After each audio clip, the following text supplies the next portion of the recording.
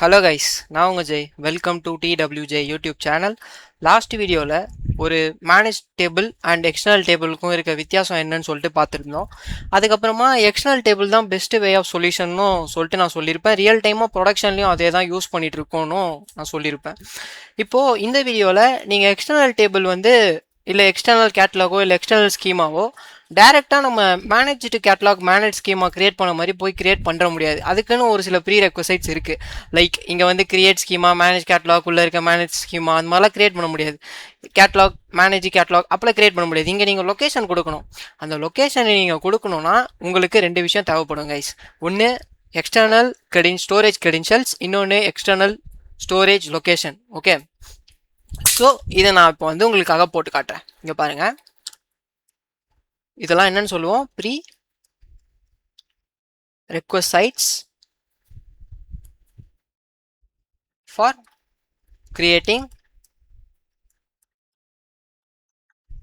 External tables in Databricks. Okay, என்னென்னு பார்த்தீங்கன்னா, first விஷயம் ஸ்டோரேஜ் கிரெடென்ஷியல்ஸ், செகண்ட் விஷயம் எக்ஸ்டர்னல் லொக்கேஷன். ஓகேவா? இந்த ஸ்டோரேஜ் கிரெடென்ஷியல்ஸ்னால் என்னன்னு பார்த்தீங்கன்னா, இப்போ நம்மக்கிட்ட ADLS 010 சொல்லிட்டு ஒரு ஸ்டோரேஜ் அக்கௌண்ட் இருக்குது, சரிங்களா? இந்த ஸ்டோரேஜ் அக்கௌண்ட்டை ஆக்சஸ் பண்ணுறதுக்கு ஒரு ஆக்சஸ் ஐடி வேணும், இல்லைனா ஒரு ஐடென்டி கார்டுன்னு வச்சுக்கோங்க. இந்த ஐடென்டி கார்டை வச்சு நம்ம ADLS 010 ஆக்சஸ் பண்ண போகிறோம். இப்போ இந்த ஐடென்டி கார்டுன்னு உடனே உங்களுக்கு ஞாபகம் வந்திருக்கும். அதை கிரியேட் பண்ணுறதுக்கு ஆக்சஸ் கனெக்டார் அப்படின்னு சொல்லிட்டு ஒரு விஷயத்த நம்ம ஆல்ரெடி கிரியேட் பண்ணியிருந்தோம். அதோட ஐடியை யூஸ் பண்ணுவோம். ஓகே, இதெல்லாம் வச்சு ஃபஸ்ட்டு ஸ்டோரேஜ் கிரெடென்ஷியல்ஸ் கிரியேட் பண்ணுறோம். ஸ்டோரேஜ் கிரெடென்ஷியல்ஸ் இந்த டேட்டா லேக் லெவலில் இருக்கும். ஓகே, டேட்டா லேக் லெவலில் இருக்கும். ஓகேவா? இது நீங்கள் கிரியேட் பண்ணிட்டீங்க கைஸ். சரி, இந்த எக்ஸ்டர்னல் லொக்கேஷன் இருக்கே, இது என்ன அப்படின்னு நீங்கள் கேட்டிங்கன்னா, இப்போ நான் அதுக்கு வரேன். உங்களுக்கு அந்த டேட்டா லேக் ஆக்சஸ் பண்ணுறதுக்கு ஐடி கார்டு இருக்குது. இப்போ நான் என்ன பண்ண போகிறேன், சேல்ஸ் ப்ராஜெக்ட் ஒன்று என் கம்பெனிக்கு வருது, நான் கிரியேட் பண்ண போகிறேன். ஸோ எனக்கு என்ன தேவைன்னா, சேல்ஸ் எக்ஸ்டர்னல் கண்டெய்னர் அப்படின்ற ஒரு கண்டெய்னரை நான் டேட்டா லேக்கில் கிரியேட் பண்ணுறேன். இந்த ப்ராஜெக்ட் ரிலேட்டடான ஃபைல்ஸ் எல்லாம் இந்த கண்டெய்னருக்குள்ளே தாங்க ஸ்டோர் ஆக போகுது. Folder n number of folders இருக்கலாம்.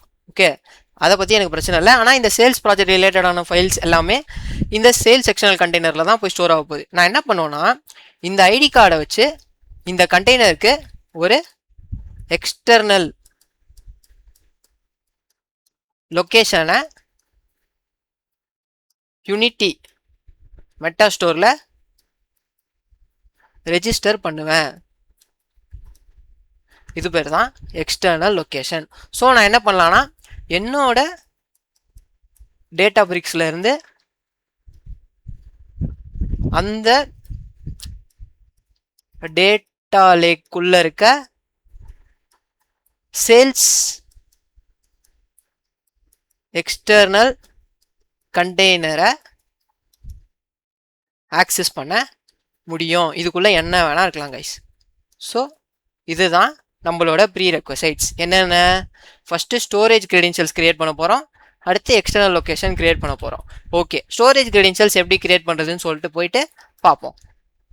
அதுக்கு நான் டேரெக்டாக அஜூர்க்குள்ளே போகிறேன்.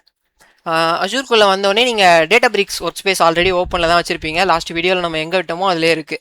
இப்போ நான் என்ன பண்ண போகிறேன் அப்படின்னு பார்த்தீங்கன்னா, நியூ விண்டோ போகிறேன். இங்கே போனீங்கன்னா Databricks ஐக்கானை கிளிக் பண்ணுங்கள். கிளிக் பண்ணிங்கன்னா கேட்லாக்னு ஒரு ஆப்ஷன் காட்டும். கேட்லாக்குள்ளே வாங்க. கேட்லாக்குள்ளே வந்தோடனே இப்போ நம்ம என்ன கிரியேட் பண்ண போகிறோம், ஒரு ஸ்டோரேஜ் கிரெடென்ஷியல்ஸ் கிரியேட் பண்ண போகிறோம். அதுக்கு இங்கே கனெக்ட்னு ஒரு ஆப்ஷன் இருக்குல்ல, அதில் ட்ராப் டவுன் கிளிக் பண்ணிட்டு கிரெடென்ஷியல்ஸ்னு ஒரு ஆப்ஷன் இருக்கும், அதை கிளிக் பண்ணுங்கள். கிளிக் பண்ண உடனே கிரியேட் கிரெடென்ஷியல்ஸ் அப்படின்னு ஒரு ஆப்ஷன் இருக்கும். இங்கே ஆல்ரெடி ஒரு கிரெடென்ஷியல்ஸ் இருக்கே, மேனேஜ் ஐடென்டிட்டி ஸ்டோரேஜ். இது எப்போ நம்ம கிரியேட் பண்ணோம் ஞாபகம் இருக்கா? நம்ம யூனிட்டி மெட்டா ஸ்டோருக்கு ஒரு கண்டெய்னர் அசைன் பண்ணியிருப்போம்ல, அப்போது இதை கிரியேட் பண்ணோம். ஓகே ஓகே ஸோ இப்போ இங்கே கிரியேட் கிரெடென்ஷியல்ஸ் அப்படின்னு இருக்கு. இந்த கிரெடென்ஷியல்ஸ் டைப் வந்து அஷூர் மேனேஜ் ஐடென்டிட்டி வச்சு தான் நான் கிரியேட் பண்ண போகிறேன். ஆல்ரெடி இருக்கிறது கிரெடென்ஷியலோட நேம் என்ன பண்ண போகிறேன் அப்படின்னு பார்த்தீங்கன்னா, இந்த கிரெடென்ஷியல்ஸ் எதுக்காக கிரியேட் பண்ண போகிறேன், இந்த அஷூர் டேட்டா இன்ஜினியரிங்கிற ரிசோர்ஸ் குரூப்பில் இருக்க ADLS 010 உள்ள இருக்க கண்டெய்னரில் எந்த கண்டெய்னர் எனக்கு இப்போது என்ன எந்த கண்டெய்னர் கிரியேட் பண்ணலாம், சேல்ஸ் கண்டெய்னரே கிரியேட் பண்ணுவோம் சரிங்களா. ஸோ நான் என்ன பண்ணுறேன், சேல்ஸ் எக்ஸ்டர்னல் கண்டெய்னர்னு வைக்கிறேன் பேர், சேல்ஸ் எக்ஸ்டர்னல் கண்டெய்னர்னு பேர் வைக்கிறேன். இப்போ என் சேல்ஸ் ப்ராஜெக்ட் ரிலேட்டடான ஃபைல்ஸ் எல்லாம் இந்த மெட்டா ஸ்டோருக்கு டெடிகேட்டான கண்டெய்னருக்குள்ளே ஸ்டோர் ஆகாது, சேல்ஸ் எக்ஸ்டர்னல் கண்டெய்னருக்குள்ளே தான் ஸ்டோர் ஆக போகுது. இதுக்குள்ளே நான் எந்த ஃபோல்டரும் கிரியேட் பண்ணணும்னு அவசியம் இல்லை, ஜஸ்ட் என் கண்டெய்னரோட நேம் மட்டும் எடுத்துக்கிறேன். எடுத்துகிட்டு இங்கே வரேன், திருப்பி வந்தவுடனே இந்த கிரெடென்ஷியல், அப்போது இது என்னது, ஸ்டோரேஜ் கிரெடென்ஷியல்ஸா. ஓகே, நான் இப்போ என்ன பண்ணுறேன்னா ஸ்டோரேஜ், வெயிட் பண்ணுங்கள், ஸ்டோரேஜ் கிரெடென்ஷியல்ஸ் நான் ஒரு கண்டெய்னருக்கும் கிரியேட் பண்ணுறதுக்கு பதிலாக இந்த டேட்டா லேக்குக்கே மொத்தமாக கிரியேட் பண்ணிடுறேன். எக்ஸ்டர்னல் லொக்கேஷன் மட்டும் கண்டெய்னருக்கு கிரியேட் பண்ணிக்கிறேன். இந்த டேட்டா லேக் இருக்குல்ல, இந்த டேட்டா லேக்கு மொத்தமாக கிரியேட் பண்ணிடுறேன் ஒரே ஒரு கிரெடென்ஷியல். ஸோ அதை வச்சு இதுக்குள்ளே எத்தனை கண்டெய்னர் இருந்தாலும் அதை நம்மளால் ஆக்சஸ் பண்ண முடியும், அந்த மாதிரி பண்ணிடலாம் சரிங்களா. ஸோ நான் என்ன பண்ணுறேன்னா ஸ்டோரேஜ் கிரெட்ஸ் ஃபார் ADLS 010, இந்த ADLS 010 அப்படின்ற இந்த ADLSக்கு ஒரே ஒரு ஸ்டோரேஜ் கிரெடென்ஷியல்ஸை கிரியேட் பண்ணிக்கிறேன். ஓகே, ஆக்சஸ் கனெக்டார் ஐடின்னு இருக்கு, இது என்னது, ஆக்சஸ் கனெக்டார் ஃபார் டேட்டாபிரிக்ஸ்குள்ளே போங்க. இதெல்லாம் எப்படி கிரியேட் பண்ணணும்னு தெரியலனா போன வீடியோஸ், ப்ரீவியஸ் வீடியோஸை பார்த்துட்டு வாங்க. ஓகே, எப்போவுமே ஒரு பிளேலிஸ்ட்டை லைனாக வாங்க கைஸ். நான் வந்து சீக்வன்ஷியலாக போகிறப்போ இந்த வீடியோக்கு தேவையான ஒரு சில விஷயத்த போன வீடியோஸில் விட்டு வச்சுருப்பேன், அதை நீங்கள் பார்த்துட்டு வராமல் இந்த வீடியோக்கு வந்தீங்கன்னா குழம்பிடுவீங்க. ஸோ அப்படி பண்ணாதீங்க. ஓகே, இப்போது ஆக்சஸ் கனெக்டரோட ஐடியை போட்டுட்டோம். யூசர் அசைன் மேனேஜ் ஐடென்டிட்டி போடணுமா, கமெண்ட்ஸ் ஏதாவது கொடுக்கணும்னா உங்களுக்கு இந்த ஸ்டோரி கிரெடென்ஷியல்ஸ் இதுக்கு யூஸ் ஆக போகுதுன்ற மாதிரி நீங்கள் வேணும்னா கொடுத்துக்கோங்க, வேணானா வேணாம்.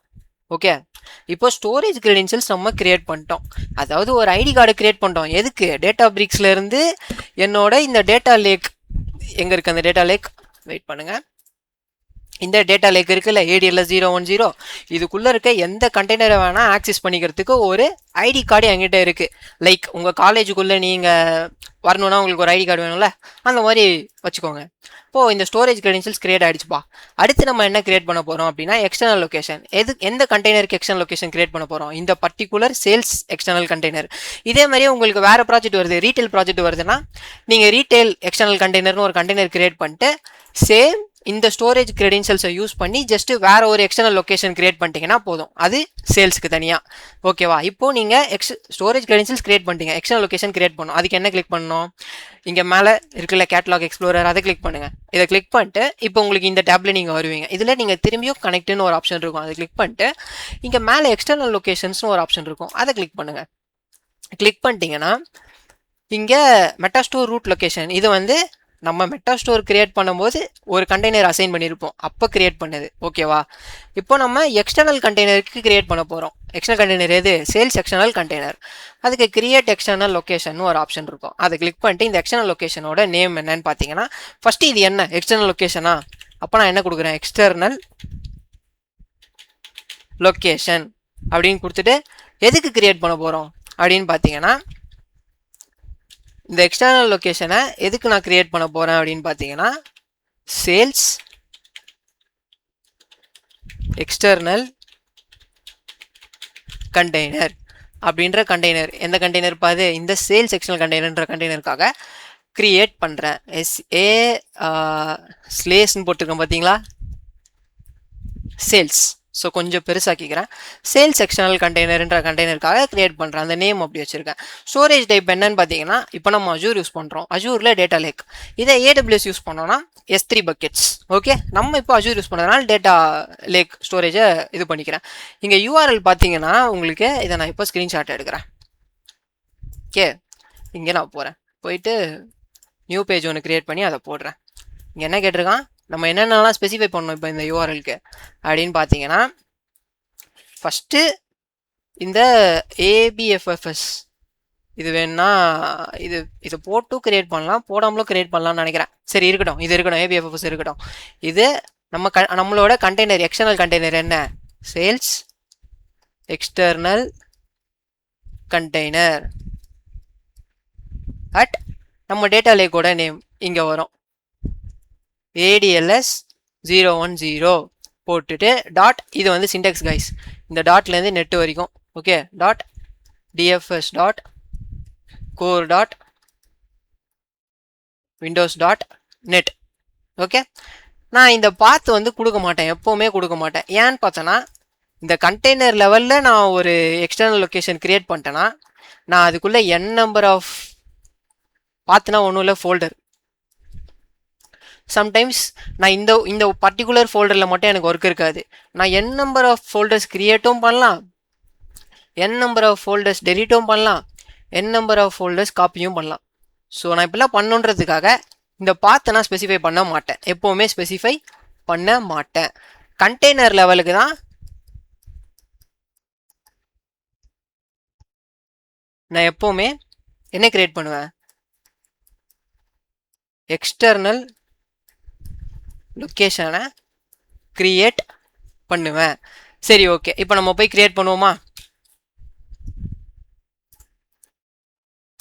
இங்கே வந்தீங்கன்னா ABFSS :/ 2 வாட்டி போடணும் இப்போ உங்களோட கண்டெய்னர் பேர் என்ன இங்கே போய் பார்த்துட்டு வந்துடுங்க சேல்ஸ் எக்ஸ்டர்னல் கண்டெய்னர் ஓகேவா அந்த கண்டெய்னர் தான் நீங்கள் ஆக்சஸ் பண்ணோம் அப்போது சேல்ஸ்